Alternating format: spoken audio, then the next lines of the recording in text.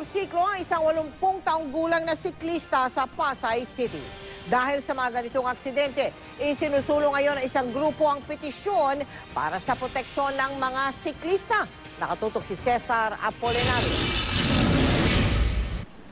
Nakaratay sa isang ospital sa Maynila ang 80 taong gulang na cyclist na si Lolo Yakatay Sebastian.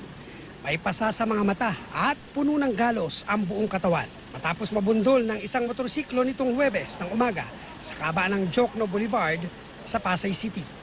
Sa litratong ito na naipost ng kasama na cyclist sa grupong Road Bike Pilipinas, makikitang dugoang nakahandusay sa kalye si Lolo Yakatay, katabi ng kanyang bike. Malaking bagay raw na naka-helmet at pads na proteksyon sa ilang bahagi ng katawan, kaya nakaiwas siya sa kamatayan. Ang nakabangga kay Lolo, nakikipag-ugnayan naman sa kanila hanggang ngayon. Palaging lumalabas siya dito sa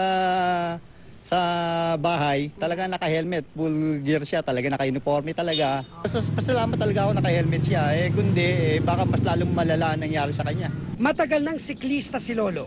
Nakapanayam na nga siya ng Motorcycle Diaries ni Jay Taruk sa GMA News TV. Regular exercise niya yung pagbabike sa Pasay. Sa tala ng MMDA mula 2012 hanggang 2014, naabot sa mahigit 2,000 at 100 aksidenteng sangkot ang bisikleta.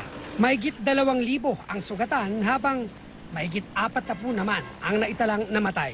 Ang grupong Road Bike Pilipinas nagpapakalat na ng petisyon para maisabatas ang Senate Bill 2688 o ang Bicycle Act of 2011 upang magbigay proteksyon sa mga siklista. May mga syudad na sa Metro Manila na may ordinansa para sa bike lovers. Sa Marikina 2001, ginawang ordinansa ang Marikina Bikeways.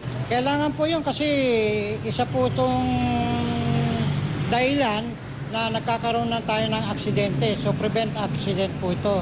Matipid, tsaka sa case na wala rin po ako talagang pera, yan lang po talaga. Makakapasok ka pa rin kahit walang pamasahe.